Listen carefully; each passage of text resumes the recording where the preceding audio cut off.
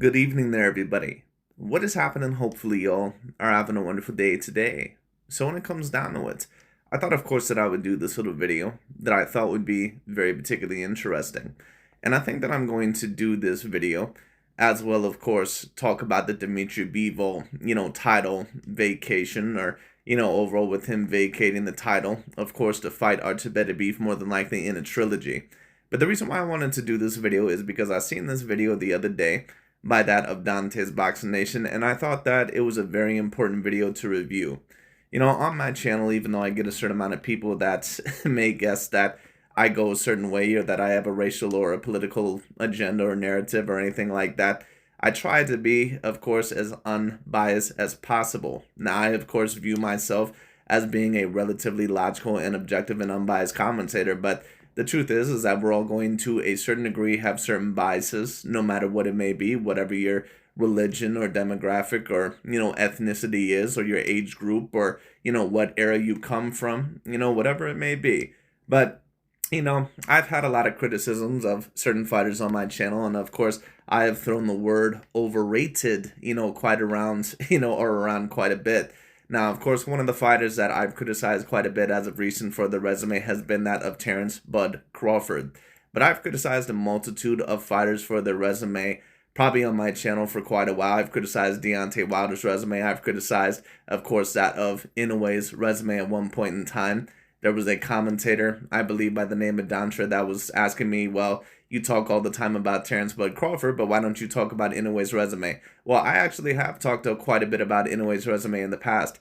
For those of you that have been around my channel for the past few years, you remember that there was a time where I actually stated that in my view, at least before the Steven Fulton fight, that in my view that Naoya Inoue was the most overrated top 10 pound-for-pound fighter in the world.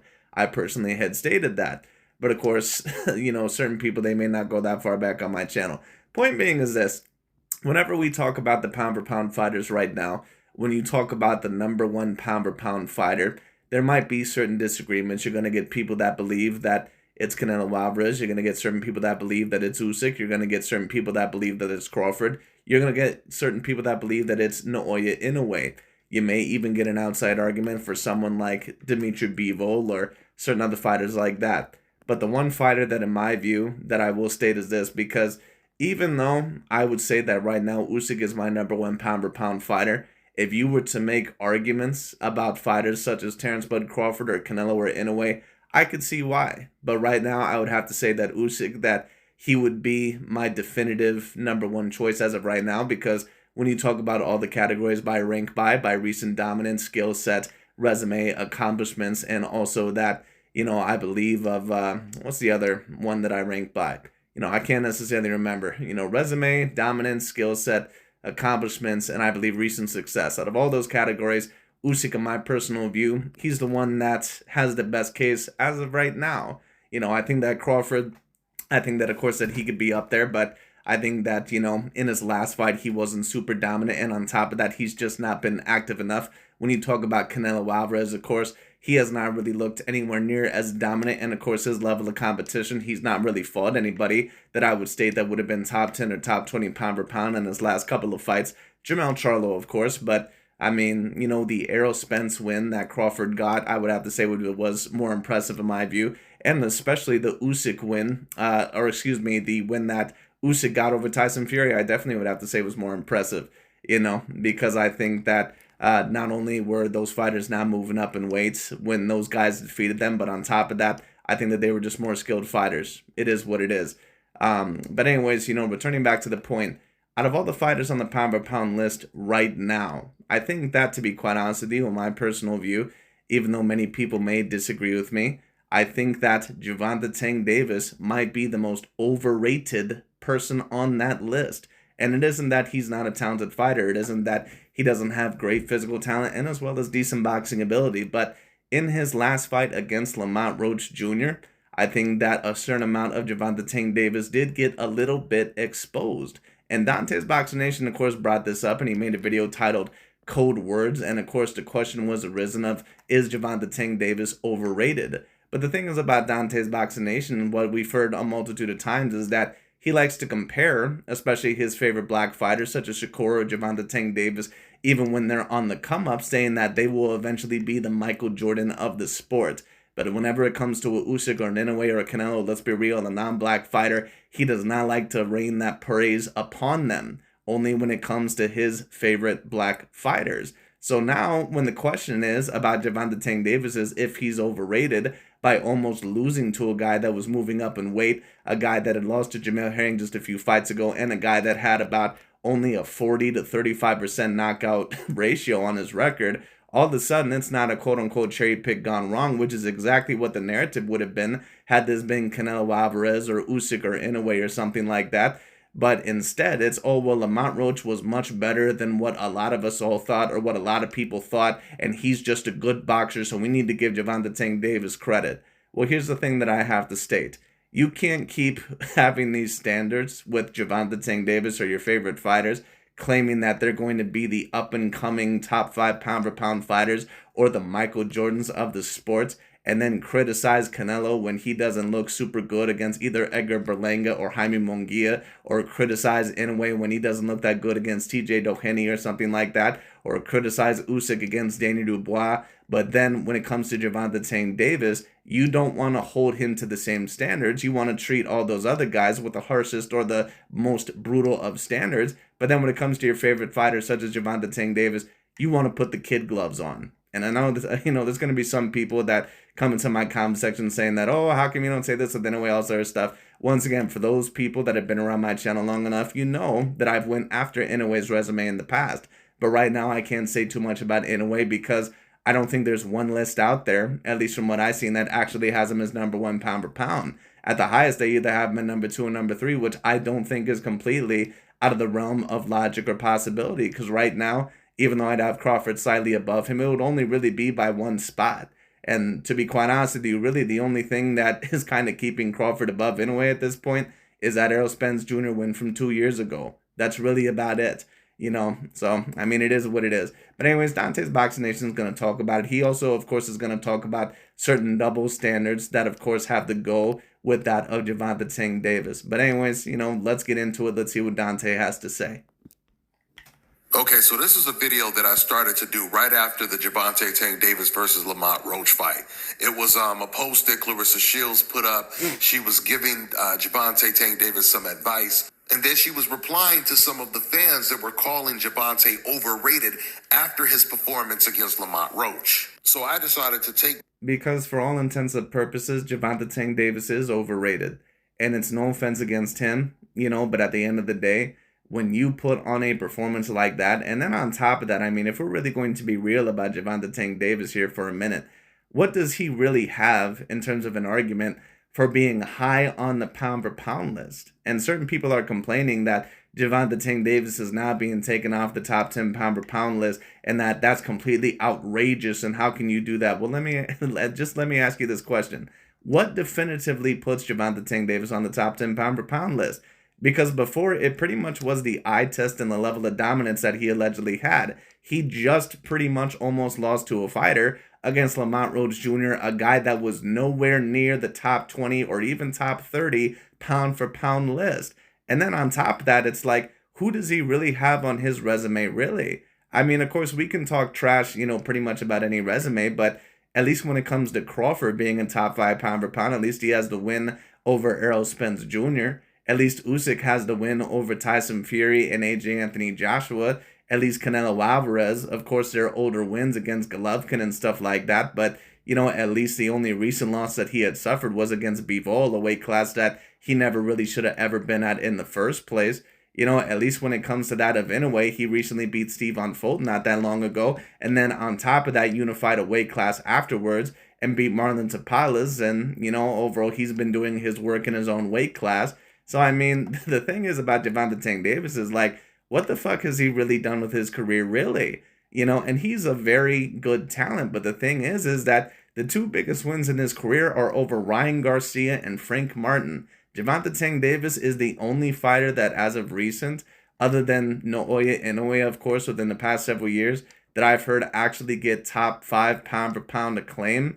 And none of the fighters that he's ever fought have ever even been close to the top 10 or top 20 pound-for-pound. None of the fighters that he has ever fought have ever been close to the top 10 or top 20 pound per pound. Maybe at one point in time, Leo Santa Cruz, but I think that at that time that I'm not quite sure if Leo Santa Cruz would have been in the top 20 pound per pound. So that's why I say Gervonta Tank Davis, even though I think he's a great talent, and of course he has the opportunity to become a top 5 pound per pound fighter later on, right now I do have to say yes, he is a little bit overrated, because I hear way too many arguments, not even just from boxing fans or boxing commentators like DontaesBoxingNation, but even legitimate pound for pound lists or guys like Timothy Bradley or other guys that claim that Gervonta could be within the top 5 pound per pound. And I'm sorry, but I just don't really see an argument for that. I've been stating this whole entire time, but Dante, he wants to state all this stuff about, oh, well, a lot of these racists get mad when you want to put a black fighter in the top 5 pound per pound. Dante, didn't you get pissed off when Inoue or Roman Gonzalez or Canelo Alvarez or Usyk was placed in the top 5 pound per pound when you thought that it was a little bit too early? DontaesBoxingNation, once again, is another one of these race baiters. That is a perfect example of a lot of these Americans that, love to race bait or love to do this shit. They love to hold, certain people to a high standard, but then they would never hold themselves, to that same standard. But anyway. My time and break down and decipher all of these code words that these race fans have been using in the sport to expose who these people really are when it comes to the boxing analysts and even these race fans. So I started the video and then I got busy. I never finished it. Well, I went back today and actually finished the video. With that being said, let's go ahead and get into it. Dante's Boxing Nation, what's going on, guys? So everybody is still talking about the controversial majority draw when it comes to Gervonta Tank Davis versus Lamont Roach. The GOAT, Clarissa Shields, she actually gave Gervonta Tank Davis some great advice. It looks like she was giving him this advice while she was watching the fight live. I believe this is her first post. She said, I can't believe Tank looked at the ref and got hit. Rule number 1, never take your eye off your opponent. But boy, is he pissed in the 5th round. He about to come out aggressive. Now, that wasn't the first time Gervonta took his eyes off his opponent and looked at the ref. This is just the first time he got caught clean doing it. He did it when he was fighting against Ryan Garcia. But he definitely did. And Gervonta Tank Davis is going to have to stop doing that shit, because a referee in a real fight is not going to bail you out. Now, he kind of bailed Gervonta Tank Davis out a little bit within this fight, To be quite honest with you, Gervonta probably should have had a point taken away from him for that shoulder, but the referee acted like he didn't even see it. The main thing I want to talk about is the second post that Clarissa Shields put up. She was reacting to what the fans on the internet were saying. And she said, now y'all saying Tank is overrated. We're not going to do that. I believe he had an off night versus a great fighter in Roach. And arguing with the corner and grease in his hair didn't help. Draw or not, Tank's still a bad man. Be smooth, though. Now, this was a good... Well, I understand what Clarissa Shields is stating. And to give Clarissa Shields credit, she also stated this with Canelo Alvarez when Canelo ended up losing to Dimitri Bivol. Now, what DontaesBoxingNation, being, of course, the major race baiter and bitch that he is, thinking like a damn woman, overall, of course, what he stated is that, why is Clarissa Shields doing this with Canelo Alvarez? Is it because you're trying to appease the race fans? But now that she's doing this with Gervonta Tank Davis, we don't hear any criticism, of course. So we all know what Dante is about. But what I'll personally state is this. This is not the first time that, in my view, that Gervonta Tank Davis has had an unimpressive performance. To be quite honest with you, when you really take a look at his performances, they leave a little bit left to be desired. I mean, DontaesBoxingNation, of course, the way that he talks about Canelo Alvarez with allegedly Canelo losing every fight but then getting the knockout, all that is bullshit anyway. But the way that Dante really talks about Canelo, that's really the way of Gervonta Tank Davis's career. Because, I mean, against Rolly Romero, to be quite honest with you, I did not think that Gervonta Tank Davis was winning that fight on the cards. At least the way that I was scoring it before he ended up getting the knockout. Now, maybe he was, but if it was still way too close for comfort. He possibly was even losing the fight against Hector Garcia, and I think that he was kind of playing with him a little bit, to be honest. But, still, he was losing some rounds against Hector Garcia. He was losing certain rounds against Frank Martin. So, I mean, Gervonta Tank Davis, it's not like he just is out there and he looks like a great pugilist. He's not a Crawford. He's not a Usyk. He's not a Inoue. He's not a Canelo Alvarez to where he looks that dominant. To be quite honest with you, it looks like Gervonta Tank Davis has always been a little bit of a flawed fighter. But, I mean, I always thought that it was because maybe he was trying to make the fight a little bit more interesting, because he knew more than likely that those fights were not mainly things that people would want to see. But after taking a look at this fight, now I have to wonder, is Gervonta Tank Davis a guy that can really turn it up when he needs to? Or is he a guy that is just not as skilled as what we once thought? Right now, I may have to go a little bit with the latter until proven otherwise. Because it's no offense, but to be quite honest with you, this was a major disappointing performance from Gervonta Tank Davis. There's no way around it. Posed by Clarissa, I agree with 90% of what she said. But for starters, I want to say this. Gervonta didn't have an off night. He actually had a good night. The only problem is his opponent... No, he didn't have a good night. And if he didn't have an off night, DontaesBoxingNation, then what are you really stating about Gervonta Tank Davis? What you're stating is that he's completely overrated as a fighter. So I don't think that Dante even realizes what he's saying. Had a good night as well. So instead of people saying that Gervonta had an off night or a bad night, it's time to start acknowledging that Lamont Roach is just a good fighter. And that's how... Right, he's a good fighter, but here's the question. Is Lamont Roach Jr. a great fighter? If he were to get in the ring next with Devin Haney, Shakur Stevenson, Vasily Lomachenko, Ryan Garcia, Teofimo Lopez, even someone like a Arnold Barboza Jr. or, even someone like a Keyshawn Davis, is he going to win any of those fights? I got to be honest with you, probably not. He probably doesn't win any one of those fights. So DontaesBoxingNation, once again, he'll put Canelo Alvarez or some of these fighters that, let's be real, are non-black fighters under these high-level standards. But he will not put them under his favorite black fighters such as Crawford or Gervonta Tank Davis. And what does that mean? If you hold something to a higher standard, what that means is that you actually believe that that thing is higher of quality, overall, or that you believe that they have more power. Look, when you're in there with a good fighter, it becomes a very competitive fight. Like Clarissa Shields said, Roach, he proved that he's a great fighter. And a lot of people believe he had a better night than Gervonta. But is Lamont Roach Jr. really a great fighter? Or is he one of these fighters that had a great night, and a great performance, over a pound-for-pound level fighter, and then we never hear of him again? It's no offense, but I've seen this story a dozen times. I've seen it with George Kambosos. I've seen it with James Buster Douglas. I've seen it with Andy Ruiz for a short time. I mean, Andy, of course, is an A-grade level fighter in my view. So was George Kambosos, but they're not the creme de la creme. They're never going to be looked at as the best in their division. It just is what it is. Of course, Ricardo Mayorga against Vernon Forrest. So, I mean, nah, sorry, but this is just an excuse. If anything, the referee and the commission had an off night. You guys have to remember, Gervonta had already told us going into this fight that Lamont was a tough challenge. Not only did he say he was a tough challenge, but he said that he's more skilled than Frank Martin and Ryan Garcia. And that was proven this past Saturday. By way of contrast, once Gervonta took away Ryan Garcia's left hook, Gervonta had him completely confused the rest of the night until he knocked him out. And Frank Martin, he couldn't deal with Gervonta's pressure. But Lamont Roach, on the other hand, he was the fighter coming forward. He was the one applying the pressure. And listen, what I'll personally state is this. DontaesBoxingNation is this guy that always loves to talk all this shit, but I bet you money that if Lamont Roach Jr. and if Vasily Lomachenko were in a fight next, he would start off, because the fight would be several months away, he would start off by saying that, oh, well, I think Lamont Roach Jr. is going to beat Lomachenko easy. And then as the fight would get closer along, then all of a sudden you would start to see him change his energy. Dante doesn't even believe in most of the bullshit that he states.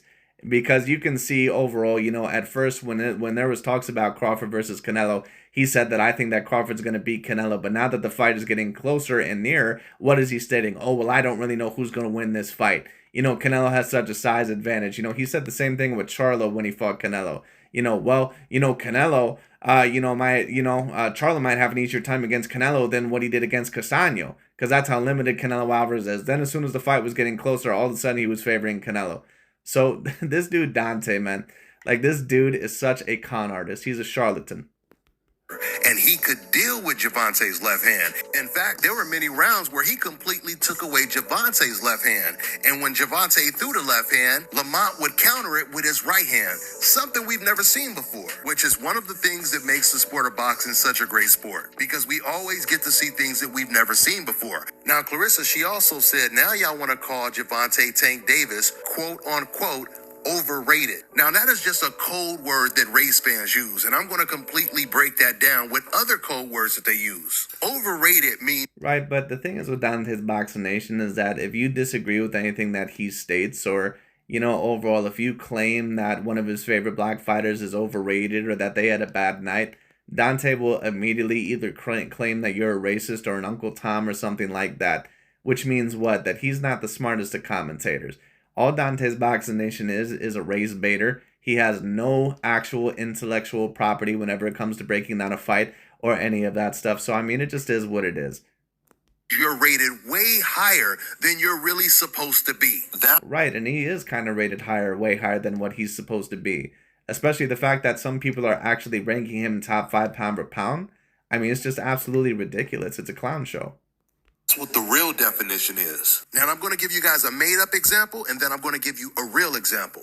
Let's take Keyshawn Davis, for example. Let's say the majority of media members, they decided to put Keyshawn Davis in the top 3 of the pound-for-pound list because of his impressive knockout wins over Lemos and Barichek. That would be overrating him, which would make him an overrated fighter. And I'm sure everyone would agree with that. But see, that example that I just gave... Isn't it so interesting how Dante always tries to state that whenever his favorite black fighters, whenever they fight these European guys, these stiff-ass Europeans, that, you know, they fought some very talented, you know, overall European fighters, or Crawford fought the best champion at 154 in Madrimov. That was another example. You know, he talked all this shit about how Virgil Ortiz was going to lose and get embarrassed against Madrimov. Then the fight happens, and all of a sudden Dante says, well, I don't really know who's going to win the fight. Get the fuck out of here, man.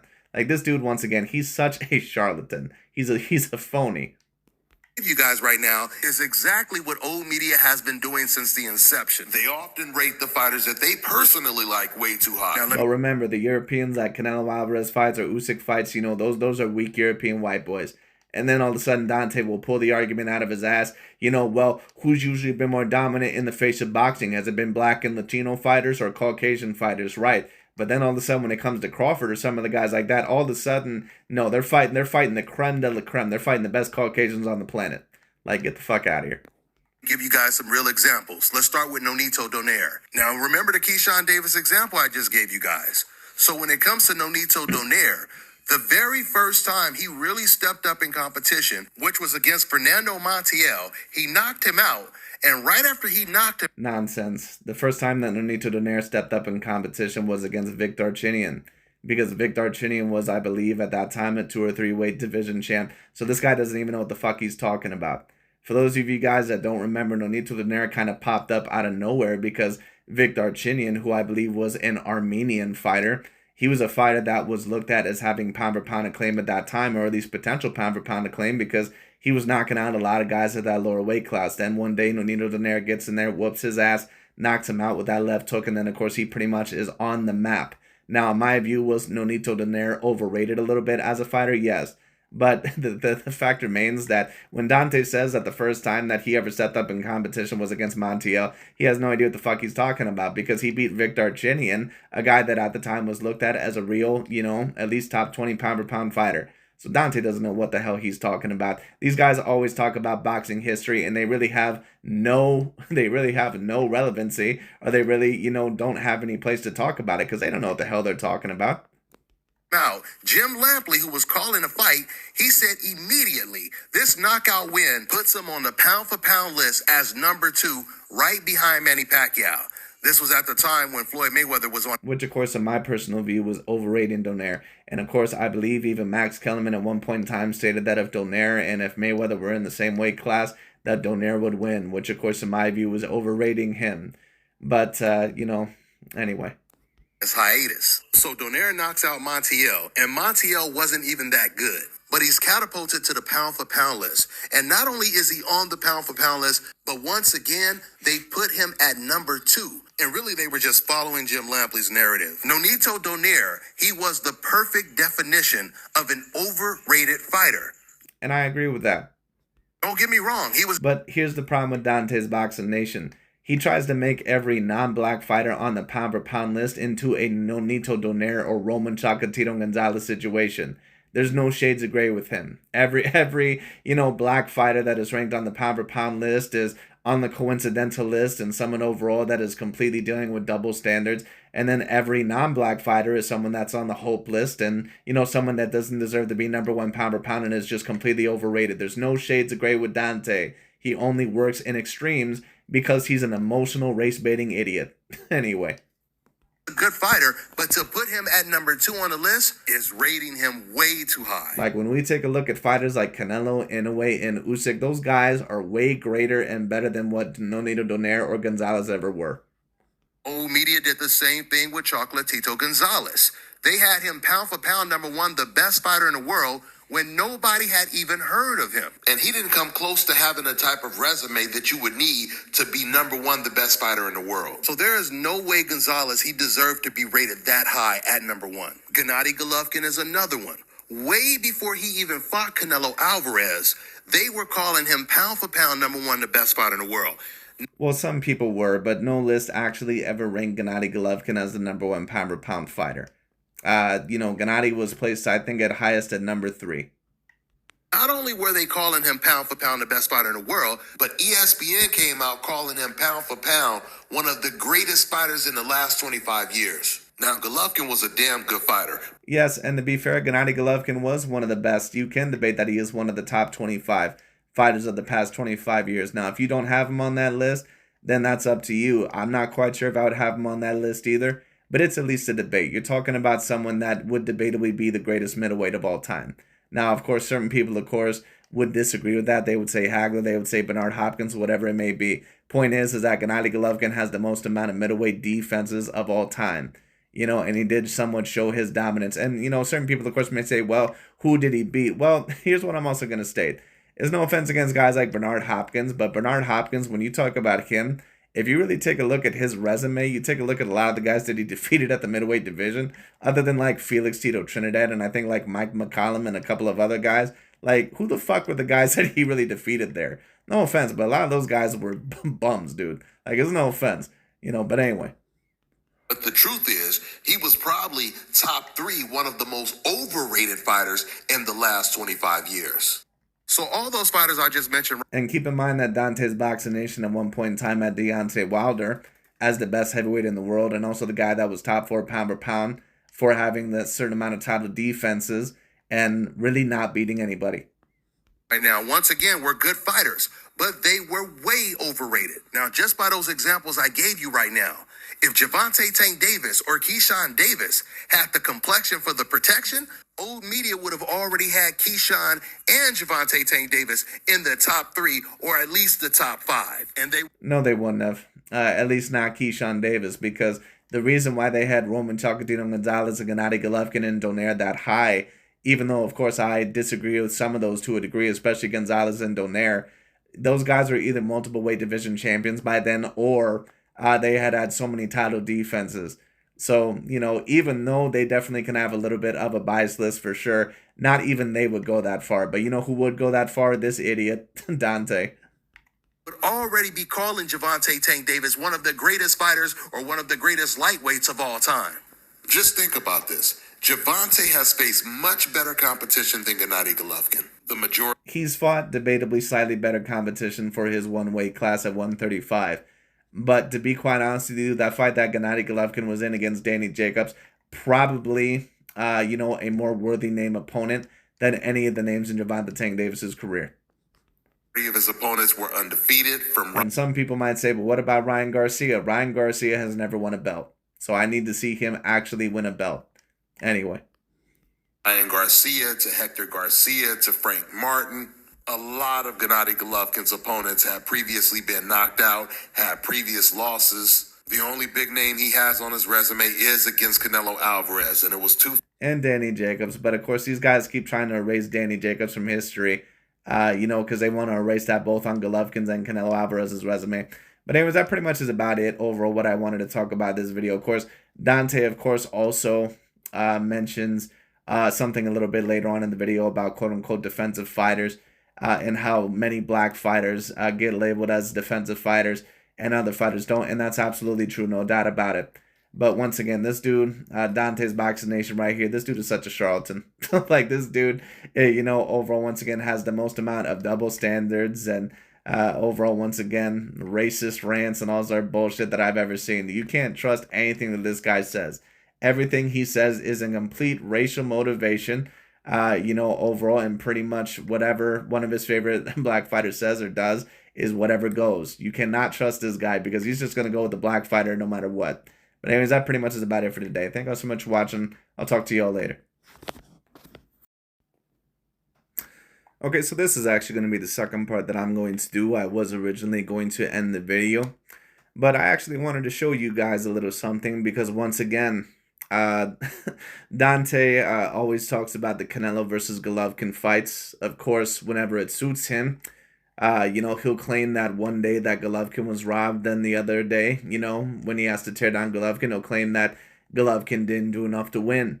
And then he's going to bring up his Michael Jordan point. So let's get into it. Let's review it a little bit more. Beat it from Ryan Garcia to Hector Garcia to Frank Martin. A lot of Gennady Golovkin's opponents have previously been knocked out, had previous losses. The only big name he has on his resume is against Canelo Alvarez, and it was 2 fights. He also fought David Lemieux and Danny Jacobs, but I would not claim that David Lemieux is a humongous name. But Danny Jacobs at the time was looked at as one of the better middleweight fighters. He was looked at as an A- level fighter at the very least. So that is false. It ended in controversy, and Danny Jacobs also is one of the bigger names in Canelo Alvarez's career as well. Lost the third one. I mean, you could say that he won the first fight with Canelo Alvarez, but he allowed the fight to be so close that it could be taken away from him. So you hear what Dante just said right there? So remember that whenever Dante the next time claims that Golovkin was robbed against Canelo Alvarez, whenever he wants to tear down Canelo Alvarez, once again, this dude is such an idiot that, he doesn't even cover his tracks. Like, he doesn't even keep the same consistent narrative. He pretty much goes off on a whim, once again, whatever narrative fits him that day. My point is, when you look at the dichotomy, it makes no sense that Gennady Golovkin can be considered #1 pound for pound, the best fighter in the world. That's why they never ranked him #1 pound for pound, sir. Right now, currently, Gervonta Tank Davis is not even in the top 10. We know because Gennady Golovkin had more title defenses at the time. Eventually, he did get that win over Danny Jacobs, and he was looked at as definitively as being the best in his weight class.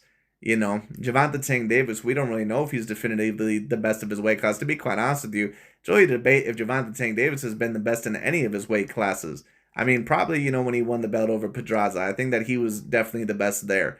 But I don't think that he's ever definitively been the best at 135. I don't think that he's ever definitively been the best at 140. So, I mean, it just is what it is. Now, of course, we can claim that Gervonta has a slightly better resume, but if we're also going to talk about it, the win that Golovkin got eventually over Danny Jacobs. Now, of course, Golovkin was ranked, high at that point even before then, but once he got that win over Danny Jacobs and also Lemieux, those 2 names that he got, to be quite honest with you, I mean, at least Danny Jacobs, they're at least on the same level as a Frank Martin and Ryan Garcia, if not even a little bit higher. Because no offense, but we still don't know how good Frank Martin and Ryan Garcia actually are. Ryan Garcia, of course, recently got that win over Haney, but Dante, he'll give Ryan Garcia credit for that fight and then strip away credit from him the next day, whenever he feels like he needs to, because of course of the PEDs.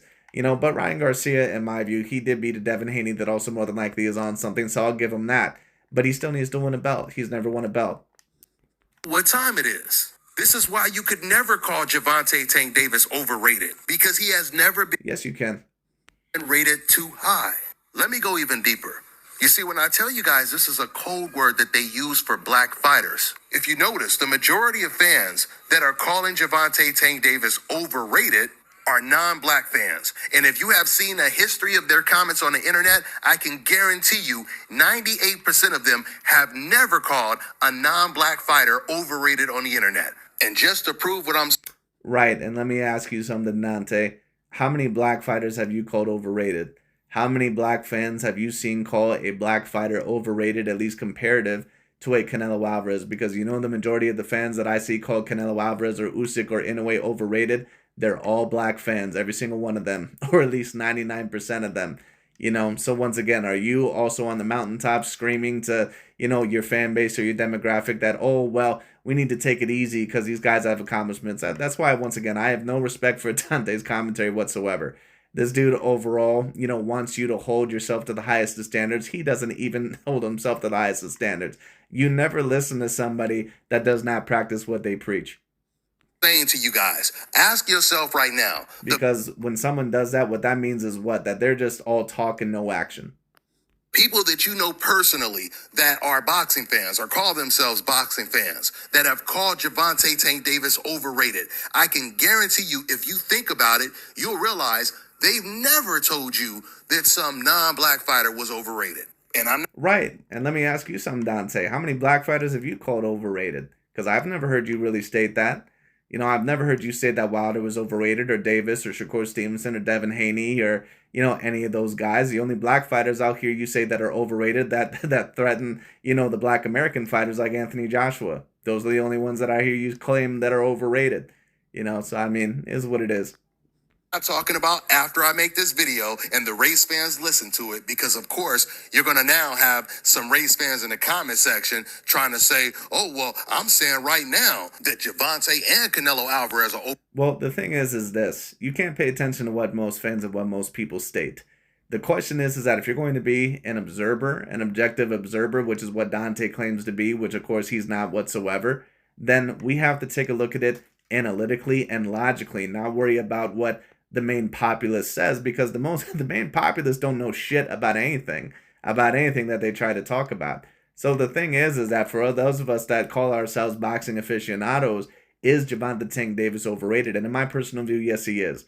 Because what really makes him a super high pound for pound level fighter? And I would say that he's not quite overrated if he would just stay in the bottom 5 pound for pound, but there's many people that try to debate him in the top 5 pound for pound. It's no offense, but to be quite honest with you, yes, he is a little bit overrated. overrated. Nah, it don't count after I've already exposed you. So once again, these are one of the many code words that they use, and they only use for fighters on the coincidental list. But see, the truth is, the reason why they only call black fighters quote unquote overrated, because they are so used to seeing black fighters be so dominant in the sport that they have higher expectations for black American boxers. So when they use that word overrated, it's because they are comparing all of these undefeated, dominant black fighters to Floyd Mayweather. In fact, we know this to be nonsense. Many of these guys are not comparing them to Floyd Mayweather. The main one that is comparing these guys to Floyd Mayweather is you, Dante. Dante tries to compare every successful black American fighter to the next Mayweather. That's why he says, Canelo, that he doesn't want to face a slick black style, like the Charlo brothers or something like that, even though they don't fight anything like Mayweather, dude. Like, what are you talking about? Dante always tries to do this shit where he compares every undefeated black American fighter or black American fighter to Floyd Mayweather or the other all-time great black American fighters just because they share the same skin tone. So even though there probably are a certain amount of fans that claim that, at the end of the day, who is always really trying to compare these guys to the Michael Jordan of the sport? It's Dante.